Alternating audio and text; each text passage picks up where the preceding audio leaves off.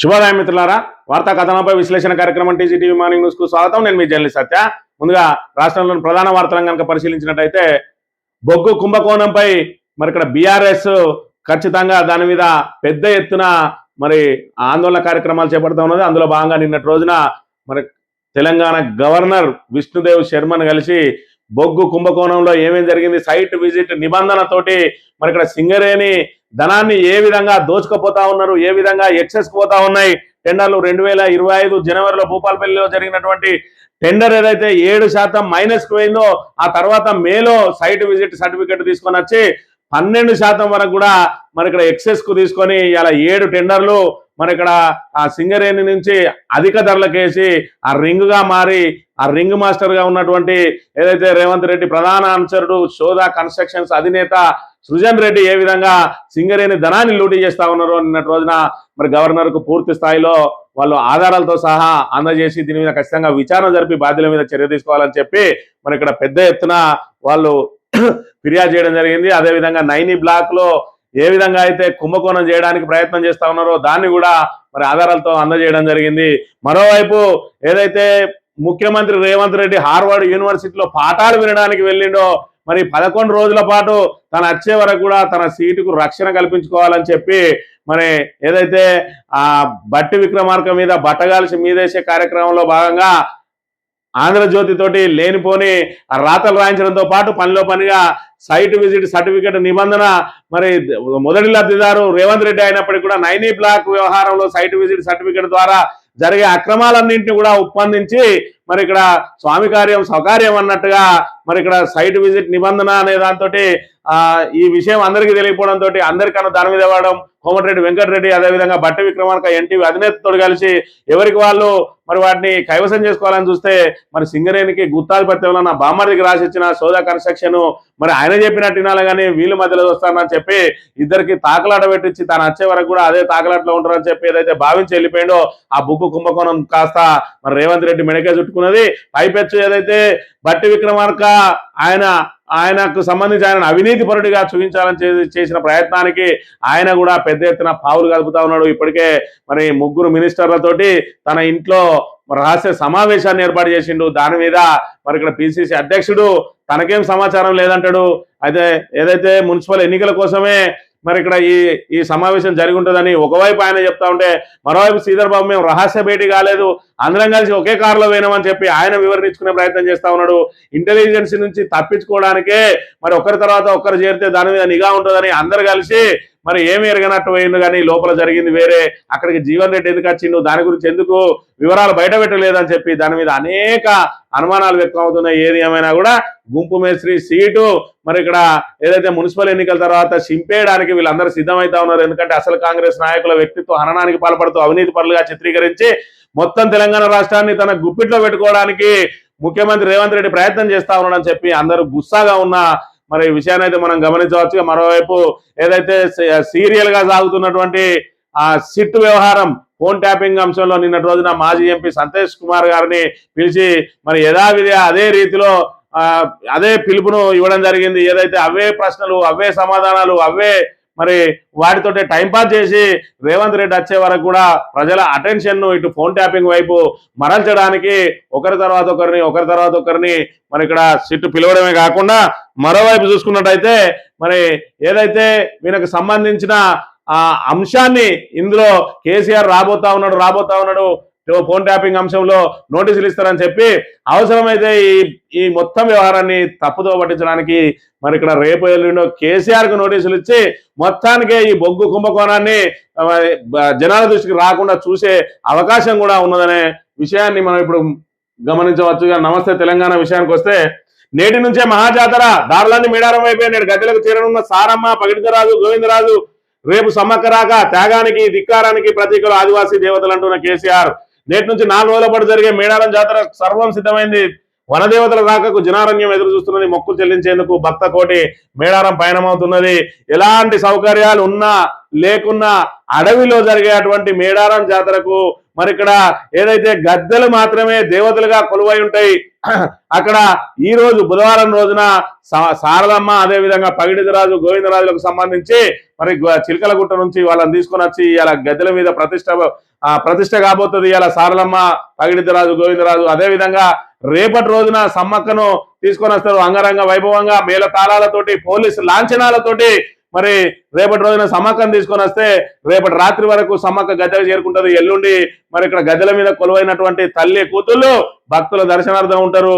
మరి 30వ తేదీన ఏదైతే శుక్రవారం రోజున దర్శనాలు అయిపోయిన తర్వాత శనివారం రోజున 31వ తేదీన మరి ఇక్కడ నుంచి వాళ్ళను ఏదైతే వనదేవతలు మళ్ళీ వనాలకు వెళ్ళిపోతాయి. 31వ తేదీతో జాతర ముగుస్తూ ఉంటది అంగరంగ వైభవంగా. ఏదైతే మరి ఇక్కడ దక్షిణ కుంభమేళాగా పిలువబడేటువంటి సమ్మక్క సారలమ్మ ఆదివాసీల జాతర తరతరాల నుంచి మరి పెద్ద ఎత్తున సాగుతా ఉన్నది. ఇక్కడ ఏర్పాట్ల పేరుతోటి ఇంకా కూడా పనులు నడుస్తా ఉన్నాయి మేడారంలో.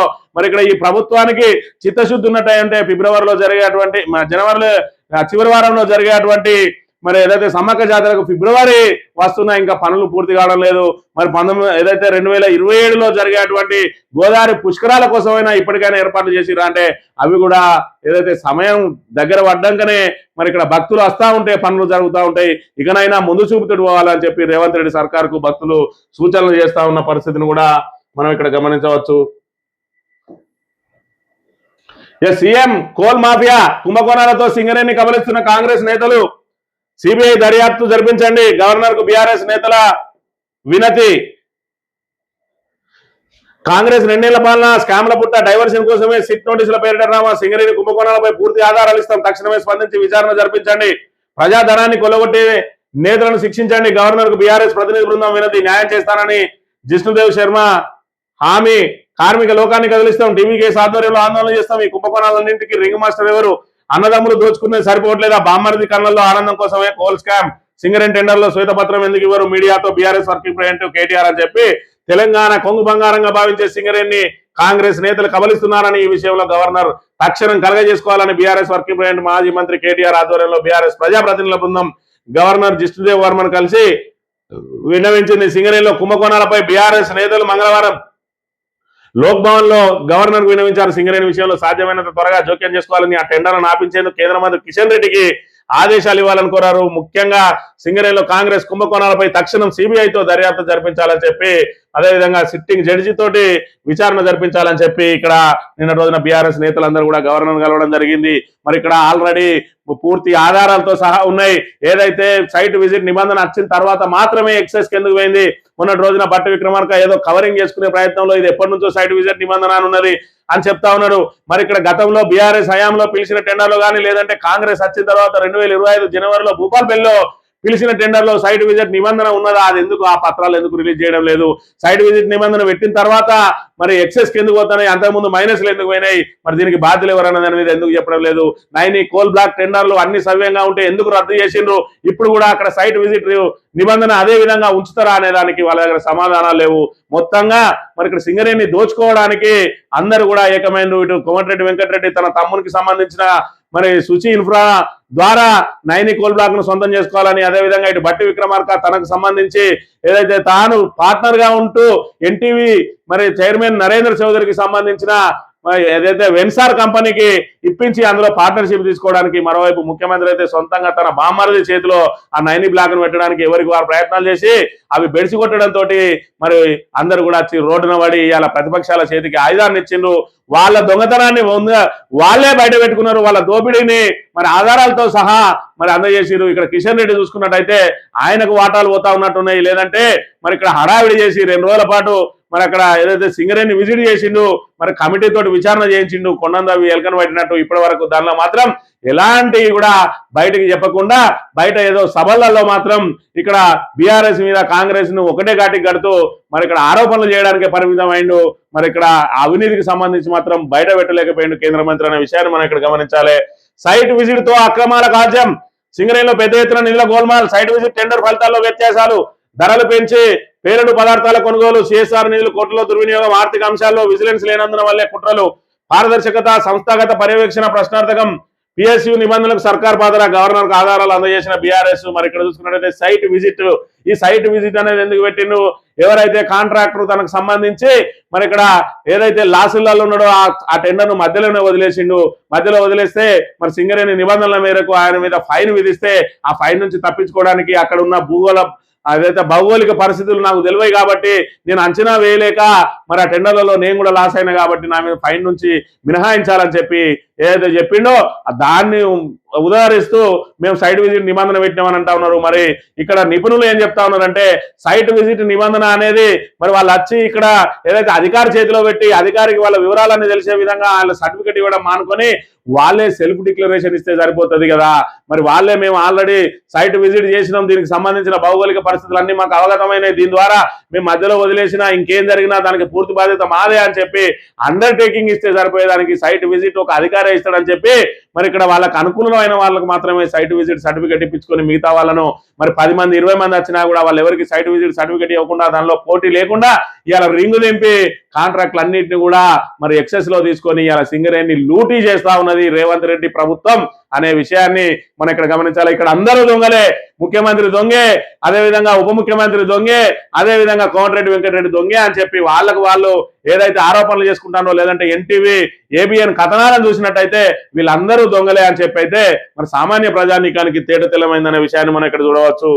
శాసన మండలికి అవమానం, టీవీ డిబేట్ కు పిలిచి గెట్అవుట్ అంటారా? ఇది ఎమ్మెల్సీ రవీంద్రరావురే కాదు, మొత్తం శాసన మండలి సభ్యులపై దాడి, వెంకటకృష్ణపై తక్షణమే చర్య తీసుకోవాలి, మండలి చైర్మన్ గుత్తాకు బీఆర్ఎస్ ఫిర్యాదు, చర్యలు ఉంటాయని ఆశిస్తున్నామంటున్న సిరికొండ మధుసూదనాచారి, తెలంగాణకు ఏబిఎన్ వ్యతిరేక అంటున్న దేశపతి శ్రీనివాసు. ఇక్కడ మరి టీవీ డిబేట్ లో ఏదైతే బీఆర్ఎస్ కు సంబంధించిన ఎమ్మెల్సీని గెట్అవుట్ ఫ్రమ్ మై డిబేట్ అని చెప్పి మరి ఏబిఎన్ అహంకార కమ్మ కులగజ్జి పత్రిక అదేవిధంగా ఛానల్ అయినటువంటి మరి దాని సిఇఓ ఏదైతే Venkatakrishna get out of my debate అనేది అయితే ఉన్నాడో ఇలా తెలంగాణ ప్రజానికం అంతా get out of my state, get out of my mother land అనే కాడికి వచ్చింది. ఇలా ఏబిఎన్ ఏదైతే రేవంత్ రెడ్డి బూట్లు నాకే పత్రిక ఛానల్ ఇవాళ తెలంగాణ నుంచి బహిష్కరించాల్సిన అవసరం మరోసారి తెర మీదకి వచ్చింది. ఖచ్చితంగా గెట్అవుట్ ఆఫ్ మై ఏదైతే డిబేట్ అని చెప్పి వెంకటకృష్ణ అన్నాడో వాళ్ళను తెలంగాణలో లేకుండా తరిమి కొట్టాల్సిన బాధ్యత కూడా తెలంగాణ ప్రజానీకం అంతా మీద ఉన్నది. రాబోయే 3 సంవత్సరాల తర్వాత ఖచ్చితంగా ఏబిఎన్ అనేదాన్ని ఇక్కడ నామరూపాలు లేకుండా చేయాల్సిన బాధ్యత ప్రతి తెలంగాణ పౌరుడు చేపట్టాలి. లేదంటే ఇవాళ తెలంగాణను సర్వనాశనం చేయడానికి ఏబిఎన్ పత్రిక అనేక కుట్రలు సాధిస్తా ఉన్నది. రాధాకృష్ణ అన్నట్టు ఇవాళ కమ్మ కులగజ్జితోటి తెలంగాణను సర్వనాశనం చేయడానికి రేవంత్ రెడ్డిని మరొక సచ్చిలుగా చూపిస్తూ ఏదైతే చంద్రబాబు చేసినటువంటి రేవంత్ రెడ్డిని అడ్డం పెట్టుకుని తెలంగాణను సర్వనాశనం చేస్తూ తెలంగాణ వనరుల దోపిడీ, తెలంగాణ జలాల దోపిడీ మరి ఇక్కడ చంద్రబాబు పాల్పడతా ఉంటే తెలంగాణకు శ్రీరామ రక్షగా రేవంత్ రెడ్డి ఉన్నాడని ప్రజలను మభ్యపెట్టే మరి ఇక్కడ కార్యక్రమాన్ని చేస్తా ఉన్న అంశాన్ని కూడా మనం గమనించవచ్చు. అందులో భాగంగా నిన్నటి రోజున మండలి చైర్మన్ కు వీళ్ళు వినతి పత్రం ఇవ్వడం జరిగింది. ఖచ్చితంగా ఒక ఎమ్మెల్సీని ఆ రకంగా మాట్లాడిన వాళ్ళ మీద ఖచ్చితంగా చర్యలు చేపట్టాలి అని చెప్పి కూడా మరి ఆయనకు నోటీస్ ఇవ్వాలని చెప్పి కూడా చెప్తున్న పరిస్థితి. 8 గంటల పాటు విచారణ, మాజీ ఎంపీ సంతోష్ కు సిట్ అవే ప్రశ్నలు అడిగినవే మళ్ళీ అడిగిన అధికారులు విచారణకు బీఆర్ఎస్ నేత పూర్తి సహకారం, కాంగ్రెస్ జేబు సంస్థల సిట్ అంటున్న నిరంజన్ రెడ్డి. మరి ఇక్కడ రేవంత్ రెడ్డి వచ్చేరాక టైం పాస్ కావాలి, మరి జనాల దృష్టి అంతా అడిదిక్కే ఉండాలి, మీడియా అటెన్షన్ అంతా అటే ఉండాలి. కాబట్టి రోజుకొకరిని విలువని, 2 రోజులకొకరిని విలువని, దీన్ని మాత్రమే మరి ఏదైతే ప్రజల లోపల చర్చించే విధంగా చూడండి. ఏదైతే బొగ్గు కుంభకోణానికి సంబంధించి ఉన్నదో అది సైట్ విజిట్ నిబంధనతో 7 టెండర్లు ఎక్సెస్ కు పోయినాయి అని చెప్పి ఇప్పటికే ప్రజల లోపలికి చేరుకున్నది. సింగరేణి కార్మికులందరూ కూడా ఐక్యతగా మారి ఇవాళ వాళ్ళు యుద్ధం ప్రకటించక ముందే మరి వాళ్ళ దృష్టిని మరలు చేయాలని చెప్పి ఇక్కడ డైవర్షన్ కార్యక్రమంలో భాగంగా జరుగుతున్నదే ఈ విచారణ అనే విషయాన్ని కూడా మనం గమనించాలి. 11న మున్సిపల్ 116 మున్సిపాలిటీలు 7 కార్పొరేషన్లకు ఎన్నికలు షెడ్యూల్ ప్రకటించిన ఎన్నికల సంఘం.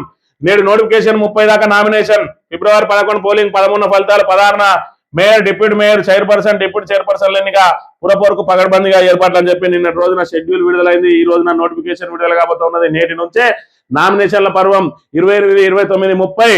మరి ఇలా చూసుకున్నట్టయితే ఈ రోజే సమ్మక్క గద్దె మీదకి వస్తా ఉన్నది. ఈ రోజున సారక్క గద్దె మీదకి వస్తుంది, రేపు సమ్మక్క గద్దె మీదకి వస్తుంది. ఎల్లుండి రోజున దర్శనార్థం మరి అక్కడ మేడారంలో పెద్ద ఎత్తున జాతర జరగబోతా ఉన్నది. ఈ జాతర సమయంలో ఈ నోటిఫికేషన్ ఇచ్చి ఇవాళ తెలంగాణకు కొంగు బంగారం అంటాడు. తెలంగాణ యావత్తు ప్రజానీకం అంతా కూడా మరి ఇక్కడ జాతరకు వెళ్ళడానికి తహతాలాడతారు. 190 మంది ఆ జాతర సమ్మక్క జాతరకు పోని వాళ్ళు ఉండరు, ఎక్కడ వాళ్ళు అక్కడ. ఇలాంటి జాతర సమయంలో ప్రజల మనోభావాలతో ఆడుకుంటూ వాళ్ళని జాతరకు దూరం చేసే కార్యక్రమం అని చెప్పి అందరూ ఆవేదన వ్యక్తం చేస్తా ఉన్నారు. ఇలా ప్రభుత్వానికి మరి ఏదైతే 30 తారీఖు దాటిస్తే జరిగే నష్టం ఏమున్నది? మరి ఇక్కడ ఇంత జాతర అయిపోయిన తర్వాత నోటిఫికేషన్ విడుదల చేయరాదా అని అంటే మరి ఇక్కడ వీళ్ళు ఏదైతే ఈ హడావిడి ఏం చేస్తా ఉన్నారు అని అంటే ఈ హడావిడి కార్యక్రమం అంతా అధికార పార్టీకి అనుకూలంగా ఉంటది. మరి మేము అన్ని అస్త్రశస్త్రాలు సిద్ధం చేసుకొని ఉన్నాం, అధికార దుర్వినియోగానికి కావలసినంత మన సామాను సరంజామా అంతా మా దగ్గర ఉన్నది, అధికారులందరూ మా కనసన్నలలో ఉన్నారు కాబట్టి టకా టకా టకా ఎన్నికలు పెట్టి ఇదంతా వ్యతిరేకతను మూటగట్టే లోపలనే మనం ఎన్నికల నుంచి బయట వాళ్ళని చూస్తా ఉన్నారు. ఈ బొగ్గు కుంభకోణం ఏడమా మెడకు చుట్టుకుంటుందో తొందరగా దీన్ని కూడా పురపాలకు సంబంధించి ఆ నోటిఫికేషన్ ఇస్తే ఈ చర్చ అంతా కూడా బొగ్గు కుంభకోణం పక్కకు పోయి దీని మీద అందరూ ప్రజలు దృష్టి కేటాయిస్తారని చెప్పి చూస్తా ఉన్నారు. కానీ ఏది ఏమైనా బొగ్గు కుంభకోణం అనేది కాంగ్రెస్ ను ఖచ్చితంగా పుట్టి ముంచే కార్యక్రమమే. అందులో అవినీతి జరిగింది, 100 కోట్ల రూపాయలు అన్యాక్రాంతమైనవి. వాటన్నిటి మీద నిజాలు నిగ్గుదేలాల్సిందే. మరి గతంలో చూసుకున్నట్టయితే ఏదైతే రేవంత్ రెడ్డి ఏదైతే ఫార్ములా ఈ రేస్ కేసుకు సంబంధించి 45 కోట్లు అక్రమంగా కట్టిర్రు, మరి అక్కడ ఆ సంస్థకు డబ్బులు ఎవరు తినలేదు కానీ మరి ఏదైతే దానికి పోవాల్సిన దారిలో పోలే అన్నాడు. ఇవాళ సిఎస్ఆర్ ఫండ్ 10 కోట్ల రూపాయలు నువ్వు ఫుట్బాల్కు పెట్టినావు. ఇది రాలేదా నిన్ను తీసుకుపోయి రేపటి రోజున జైల్లో వేయడానికి, విచారణ చేయడానికి ఏసీబీ అది చేయడానికి. తర్వాత రెండో చూసుకున్నట్టయితే మరి బొగ్గు కుంభకోణానికి సంబంధించి సైట్ విజిట్ నిబంధన ఏదైతే ఉన్నదో దానిలో టెండర్లు పొందిన వాళ్ళు, దానికి రింగు చేసిన వాళ్ళు, వాళ్ళందరినీ కూడా గుంజి రేపటి రోజున మిమ్మల్ని అందరినీ జైల్లో పెట్టడానికి ఇవన్నీ మరి ఇక్కడ సరిపోవా అనే విషయాన్ని ఒకసారి ఆలోచన చేసుకోవాలి. రేవంత్ రెడ్డి ఏదైతే కక్ష సాధింపులకు పాల్పడతా ఉన్నావో రేపటి రోజున నీ గొయ్యి నువ్వే తవ్వుకోవడానికి ఆధారాలన్నీ వాళ్ళ చేతిలో పెడతా ఉన్న అంశాన్ని కూడా గమనించాలి. ఇక క్యూలోనే రొట్టెలు తిని యూరియా కోసం రైతుల తిప్పలు. వనపర్తి జిల్లా పాన్నగర్లో నిరసన. వనపర్తి జిల్లా గోపాల్పేటలో బారులు తిరిగిన భద్రాద్రి జిల్లా చంద్రగొండలో పడిగాపులు.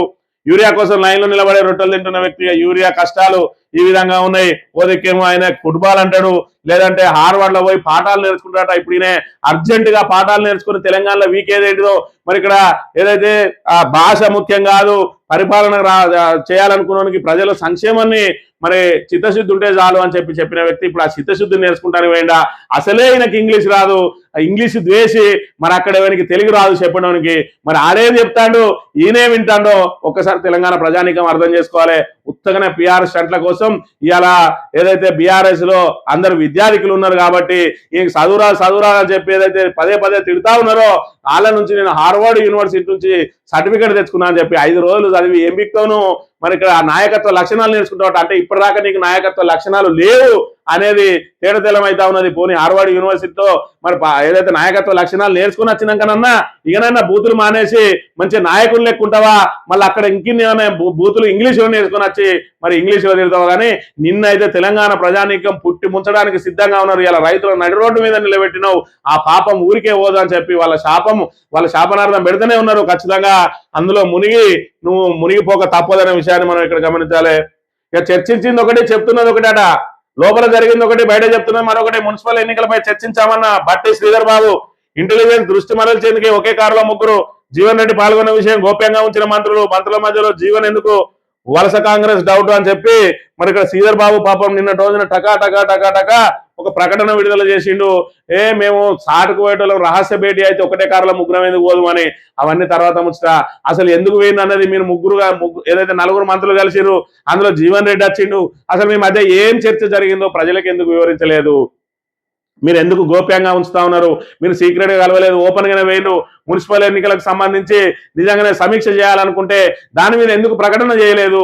ఎందుకు గోప్యంగా ఉంచుకున్నారు? ఎందుకు 5-6 గంటల పాటు చర్చించుకున్నారు అని అంటే రేవంత్ రెడ్డికి గోతులు అవ్వడానికి ఇక్కడ ప్రారంభం అవుతా ఉన్నది. ఎవరి వర్గాన్ని వాళ్ళు ఏర్పాటు చేసుకుంటా ఉన్నారు. బట్టి విక్రమార్క కూడా ఇప్పటిదాకా మరి అందరు నా వాళ్ళే అనుకున్నట్టున్నది. ఇక నుంచి నేను కూడా జట్టు కడతా, మన గుంపు మేస్త్రి కాదు నేను కూడా ముఠా మేస్త్రిని అవుతా అని చెప్పి ఆయన కూడా ప్రయత్నం చేస్తున్నట్టుగా మనం ఇక్కడ గమనించవచ్చు. సాక్షి దినపత్రిక విషయానికి వస్తే 93% వస్తువులపై సుంకాల ఎత్తివేత. భారత్ EU నడుమ ప్రపంచ చరిత్రలోనే భారీ వాణిజ్య ఒప్పందం. EU నేతలతో ఫలించిన మోదీ చర్చలు 6 నెలల్లో సంతకాలు, ఏడాదిలోపు అమల్లోకి. ట్రంప్ టారిఫ్లకు సరైన సమాధానాలు అంటున్న విశ్లేషకులు. స్వేచ్ఛ వాణిజ్య ఒప్పందం ఖరారైన నేపథ్యంలో చేతులు కలిపి హర్షం వ్యక్తం చేస్తున్న యూరోపియన్ కౌన్సిల్ అధ్యక్షుడు ఆంటోనియో కోస్టా. ప్రధాని నరేంద్ర మోడీ యూరోపియన్ కమిషన్ అధ్యక్షురాలు ఉర్సులా వాన్ డెర్ లైన్ అని చెప్పి మరి యూరోపియన్ యూనియన్ కు సంబంధించి మరి ఏదైతే సుంకాలకు సంబంధించి 93% వస్తువుల మీద సుంకాలను ఎగవేత చేసి ఇవాళ ట్రంప్ ఏదైతే మొత్తం వాణిజ్య ప్రపంచాన్ని అంతా కూడా గ్రిప్లో పెట్టుకోవాలని, ఆ మార్కెట్ అంతా గ్రిప్లో పెట్టుకోవాలని చేస్తున్న అంశాన్ని, ఆయనే మార్కెట్లన్నింటినీ శాసిస్తున్న దాన్ని ఇలా యూరోపియన్ యూనియన్ తోటి చేతులు కలిపి భారత్ కూడా మరి ఇక్కడ అమెరికాను నిలువరించే ప్రయత్నం చేస్తా ఉన్నది. మొత్తానికే సుంకాలు లేకుండా ఎగుమతి దిగుమతి సుంకాలను ఎత్తేసి ఇప్పుడు యూరోపియన్ కు సంబంధించిన దేశాలన్నిటితోటి కూడా సైక్యతతోటి మెదిలి మరి అమెరికాను ఏదైతే ధీటుగా ఎదుర్కోవడానికి యుద్ధం ప్రకటిస్తా ఉన్నది భారత్ అని దీని ద్వారా తేడతెల్లం అవుతా ఉన్నది. వనదేవతల చెంత జనజాతర నేటి నుంచే పెద్ద ఎత్తున జాతర కార్యక్రమాలు జరగబోతా ఉన్నాయి. ఫిబ్రవరి 11 మున్సిపల్స్ మహిళా బిల్లు మోడీ చేతిలో పోస్ట్ డేటెడ్ చెక్కట అమలు చేయాలని చిత్తశుద్ధి ఉంటే అడ్డంకులు ఎందుకు? దేశంలో మహిళా శక్తి నిర్వీర్యమయ్యే ప్రమాదం ఏర్పడింది. రాజకీయ వ్యవస్థలను బీజేపీ నీరుగారుస్తోంది. పశ్చిమ బెంగాల్లో సిపిఎంకు ఆదరణ పెరుగుతోంది. సాక్షి ఇంటర్వ్యూలో సిపిఎం అగ్రనాయకురాలు బృందాకారత్ సిపిఎం గానీ సిపిఐ గానీ మీ పోరాట తత్వం పూర్తిగా మరి మీరు అస్త్ర శస్త్రాలన్నింటినీ కూడా వదిలేసి ఏదైతే కాంగ్రెస్ కు దాసమైందో దాంతో మీ వ్యవస్థ పూర్తిగా నిర్వీర్యం అయిపోతా ఉన్నది. ఇలా చూసుకున్నట్టయితే తెలంగాణలో సిపిఐ సిపిఎం పరిస్థితి చూసుకున్నట్టయితే కాంగ్రెస్ కు సావగిల పడతా ఉన్నారు. ఇవాళ సింగరేణి లాంటి అతిపెద్ద ప్రభుత్వ రంగ సంస్థలో ఏదైతే గుర్తింపు యూనియన్ గా ఉన్నటువంటి సిపిఐ అనుబంధ ఏఐటీసీ ఇలా కాంగ్రెస్ నాయకుల చుట్టూ ఏదైతే మోకరిల్లుతా ఉన్నది. ఇలా వాళ్ళు యూనియన్ పరంగా కార్మికులకు న్యాయం చేయాల్సింది పోయి వాళ్ళ సొంత పనులు చేసుకోవడానికి కాంగ్రెస్ మరి నాయకుల చుట్టూ తిరుగుతా ఉన్నారు. ఇలా ప్రాతినిధ్య సంఘంగా ఉన్నటువంటి ఐఎన్టీస్కున్న విలువ గుర్తింపు సంఘంగా ఉన్న ఏఐటీసీకి లేకుండా పోయింది ఈ సింగరేణిలో అనే విషయాన్ని కూడా మనం గమనించాలి. ఆంధ్రజ్యోతి విషయానికి వస్తే మున్సిపల్స్ నగారా మోగిందట. ఇక ఆ పెద్ద ఆయన కేసీఆర్ అయినా రాధాకిషన్ రావు చెప్పింది ఆయన గురించైనా సీఎంఓ నుంచి ఫోన్ నెంబర్ల చిట్టీలు మీరే పంపారా? ట్యాపింగ్ ఆదేశాలు ఇచ్చింది ఎవరు? ఎస్ఐబిలోని వారితో నేరుగా ఎందుకు మాట్లాడారు? ప్రభాకర్ రావు మీ ద్వారా ఆదేశాల అధికారులతో కేసీఆర్ మాట్లాడాలంటే మీరేం చేసేవారు? సంతోషరావుపై ప్రశ్నల వర్షం. ఈడు ఉన్నాడా అక్కడ? ఆంధ్రజ్యోతి వాడు ఉన్నాడా అక్కడ? మరి మొన్నటికి మొన్న అదే విధంగా చెప్పిండు కేటీఆర్ ఏదైతే ప్రభాకర్ రావును శ్రవణ్ రావును ముందర కూర్చుని పెట్టుకొని మాట్లాడుతాండ్రు, లేకపోతే భుజంగరావును కూర్చొని పెట్టుకొని మాట్లాడుతాడని టీవీలు ఇష్టం ఉన్నట్టు వేసిండు. మరి నేను ఒక్కనే మాట్లాడినా అని చెప్తే మరి ఇక్కడ ఏదైతే ఎమ్మెల్సీ రవీంద్రరావు ఏదైతే ఉన్నాడో ఎవడా కుక్క రాసింది పిచ్చి కుక్కలు ఎందుకు రాసిర్రు అని అంటే get out of my debate అన్నాడు వెంకటకృష్ణ. మరి ఈ పిచ్చిరాతలు ఏందిరా వెంకటకృష్ణ, ఈ పిచ్చిరాతలు ఏందిరా రాధాకృష్ణ అని చెప్పి ఇలా తెలంగాణ ప్రజానికం అడగాల్సిన అవసరం ఉన్నా లేదా? ఆ పెద్ద ఆయన కేసీఆర్ అయినా అని సంతోషరావుని అడుగుతా ఉన్నాడట. ఎవర్రా నీకు చెప్పింది పెద్ద ఆయన చేయమన్నాడని? మరి ఆ చెప్పినోడిని ఎందుకు అడగలేదు? ఆ చెప్పినోడు పెద్ద ఆయన అని చెప్పినోడి దగ్గర నుంచి పేరెందుకు మీరు అది వెల్లడి చేయించలేదు? ఇలా కేవలం ఏదో పేపర్ మీద బురద చల్లి అదంతా కేసీఆర్ మీదకి మరి దృష్టిని మరల్చే విధంగా చేసి ఇలా బొగ్గు కుంభకోణం నుంచి బయటపడడానికి ఫోన్ ట్యాపింగ్ కేసు ఏదైతే కాంగ్రెస్ అసమర్థనను కప్పిపుచ్చుకోవడం కోసమే ఈ కేసులు తప్ప ఇందులో ఎలాంటి మరి పురోగతి లేదు, ఎలాంటి వీళ్ళ దగ్గర ఆధారాలు లేవు, ఎలాంటిది అందులో తప్పు జరగలేదని చెప్పి తేటతెల్లం అయితే ఉన్నది. అయినా పదే పదే పదే పదే వీటిని సిట్ అని అదని ఇదని వాళ్లకు దర్యాప్తు సంస్థలకు వివిధ దర్యాప్తు సంస్థల పేరుతోటి ఇవాళ అబాస్ పాలవుతున్నది కాంగ్రెస్. ఈ బూట్లు నాకే పత్రికలు ఏదో రేవంత్ రెడ్డిని కాపాడడానికి నానా తంటాలు పడుతూ ఇవాళ తెలంగాణలో అస్తిత్వాన్ని కోల్పోతా ఉన్నాయి. ఈ 3 ఏళ్ల తర్వాత ఖచ్చితంగా ప్రభుత్వం మారిన తర్వాత ఈ పత్రికలను get out of my mother land అని మెడలు పట్టి ప్రతి తెలంగాణ పౌరుడు మెడలు పట్టి దొబ్బే రోజు కూడా వస్తుంది అనే విషయాన్ని మనం ఇక్కడ గమనించాలి. ఈనాడు దినపత్రిక విషయానికి వస్తే పూర సమరబేరి 11వ తేదీన ఎన్నికలు జరగబోతా ఉన్నాయి. మనమంతా జనమయ్యే మహాజాతర నేటి నుంచి 31 వరకు మేడార్లో కోలాహలమట. భారత్ EU మధ్య స్వేచ్ఛ వాణిజ్యం జరగబోతా ఉన్నది. దీని ద్వారా ట్రంప్ కు మాత్రం ఎదురు దెబ్బ జరగబోతా ఉన్నది.